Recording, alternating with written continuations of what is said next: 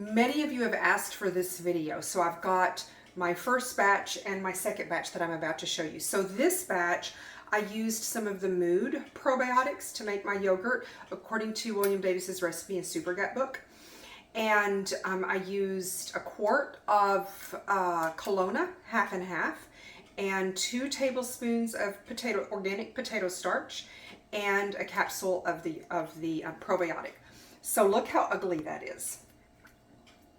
It's all separated, and can you see that it's all, it looks curdled. It's not. It's actually curds and whey. The whey is the water that, by definition, whey is the water off of cheese making, and yogurt is kind of like one step towards cheese. So that was pretty awful. And I tasted it, and it's not lovely. I used 2 tablespoons of this first batch.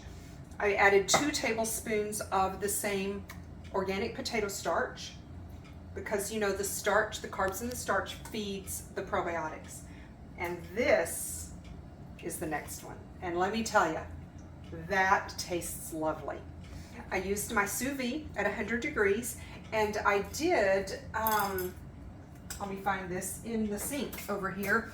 I used my instant read thermometer. I measured the water. It was 100, and with my sous vide, my yogurt also was 100 degrees. Some of you have said you've had a problem that your yogurt was not the same temperature as your water.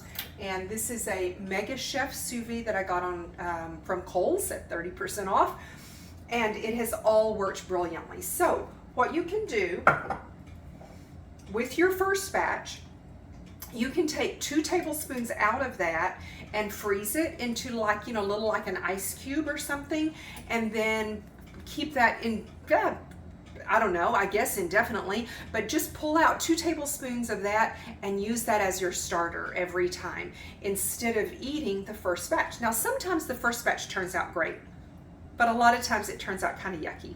So that's what you do about that, and I hope that helps.